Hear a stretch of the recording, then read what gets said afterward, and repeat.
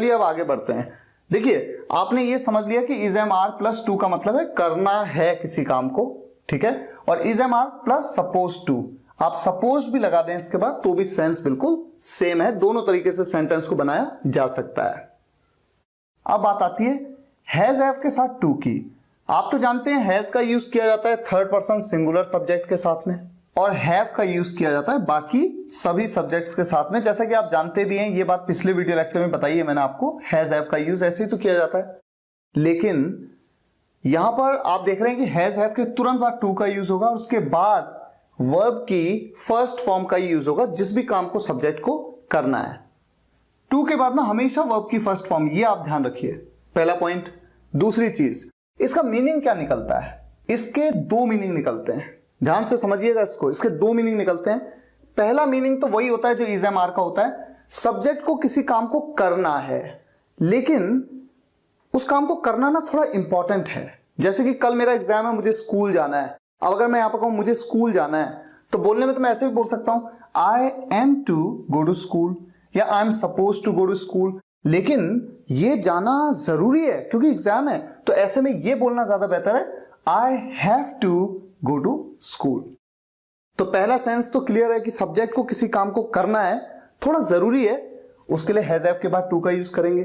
और दूसरा सेंस होता है किसी काम को ना करना पड़ता है, करना पड़ता है, मुझे वहां जाना पड़ता है, उसे मेरे घर आना पड़ता है। एग्जाम्पल देखिए, मुझे उसे रोज कॉल करना पड़ता है, मुझे करना पड़ता है ना, सब्जेक्ट हूं मैं, I have to call him every day, मुझे उसे रोज कॉल करना पड़ता है, I have to call him every day.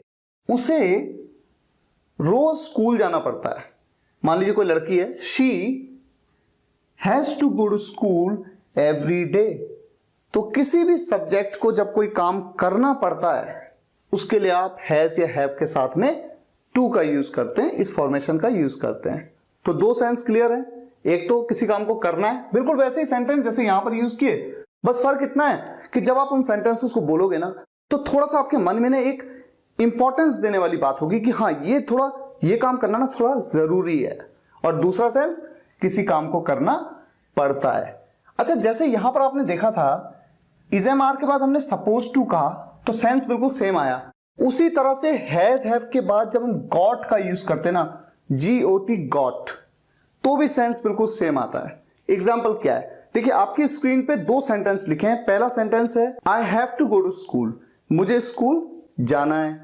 अब इसी सेंटेंस को ना मैं ऐसे भी कह सकता हूं I have got to go to school, यानी हैव के तुरंत बाद गॉट का यूज कर दिया, कोई फर्क नहीं पड़ेगा, बिल्कुल सेम मीनिंग है। I have to go to school बोलूं चाहे I have got to go to school बोलूं, कोई फर्क नहीं है। इसी तरह से एक सेंटेंस है राहुल को मार्केट जाना पड़ता है, Rahul has to go to market. यहां पर हैज टू की जगह पे ना हैज गॉट टू का भी यूज किया जा सकता है, Rahul has got to go to market.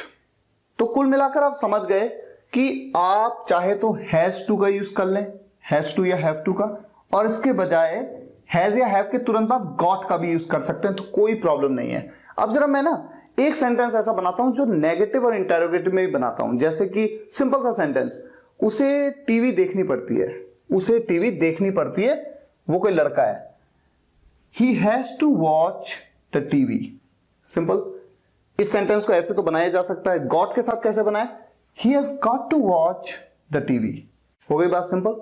Negative में बनाते हैं, उसे टीवी नहीं देखनी पड़ती है, उसको सारी इंफॉर्मेशन मोबाइल पे ही मिल जाती है तो टीवी देखने की जरूरत ही नहीं पड़ती, उसे टीवी नहीं देखनी पड़ती है, he has not to watch the TV.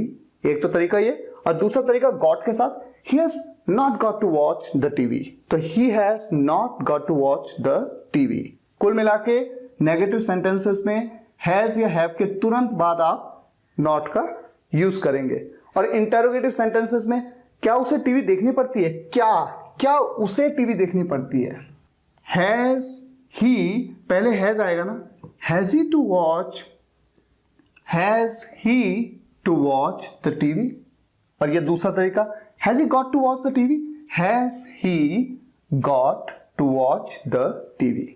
हालांकि सिंपल है, लेकिन फिर भी मैंने आपको एग्जांपल्स दिए समझाने के लिए, तो आप कुल मिला के इन दोनों को कवर कर चुके हैं। अब हम